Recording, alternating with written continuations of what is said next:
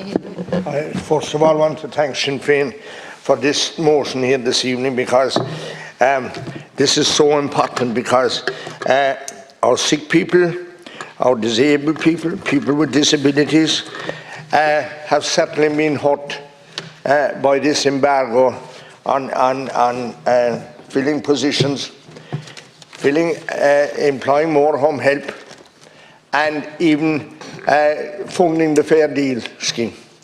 And since I came up here, ministers, I have, and by the way, I have nothing personal to blame with you, but I have with the senior minister and the government for the way they behave, because the government has a legal obligation as an employer, has let down the health service in a big way by where we have a situation for so many weeks where there's an embargo on recruiting staff. And we also have this issue where the Force Union has commenced industrial action since Friday the 6th of October, and we're making representations on behalf of people for home help and for the Fair Deal, and that is not good enough. That whatever their gripe or whatever their situation is hasn't been sorted out by government and the Minister for Health, because that should be sorted out. If we can, there's people that are entitled to health care, but they don't get it, and they come to us, whether it is me or the other councillors or whatever it is, they expect us to come back to them. Well, we can't come back when there's no one coming back to us. And we don't know what we will list as long as that, ministers, and it's not good enough. But then we have a situation in Kerry, in certain areas, where the home helps have been told by a manager that they're not going to be paid for overtime. And these home helps are so good, they're very conscientious, and if one of their comrades gets sick or has to go somewhere, or family member or whatever, they fill the gap. But they have been told by the manager that they won't be paid for overtime. That's not good enough. And I will call out the managers that have done this if they don't change their ways, because that's not fair. It's like he can't go, if you're going to these people that he won't be paid. That's not good enough, ministers.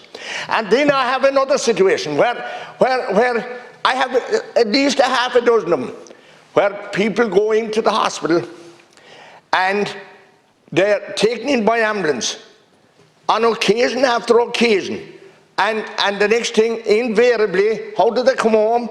They're sent home in a taxi, and they're not fit to come home, and that's not good enough. And I have one particular woman that she along with the other 5 wanted to go into home, and HSE wouldn't qualify them for the Fair Deal. So they won't get the home help at home, and they won't get qualified for the Fair Deal. What are they supposed to do?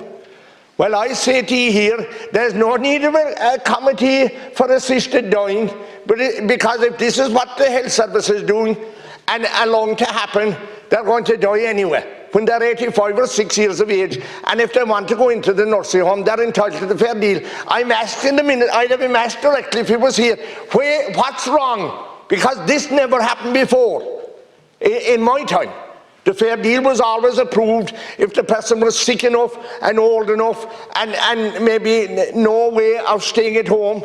And this is absolutely ridiculous, ministers. I'd appreciate that. I'm not personalising anything, but the minister responsible needn't walk out just because we were here. There's only another speaker after us, and we deserved to be heard, and he should listen to us as same as when we have to listen to him. And he made a speech there at the start of the session, more or less saying there was nothing wrong with the health service. Well, there is. And it proves it when the health service was left $1 billion short and maybe more, and like so many weeks after the budget, all right, we'll give it to them now. They've suffered enough, but I can tell you people have died in the meantime. People are suffering in the meantime. They can't get the home help at home, and there's so much talk here inside. Oh, we're going to help the people to stay in their homes for as long as they're able to, and we'll assist them to do that. That's not happening in Kerry, ministers. I'm telling you that. And you have to wake up, and I don't, if it's the same, it's probably the same around the country, but it's certainly we have a problem in Kerry, and I'm raising it here since June 22. Thank you very much. Okay.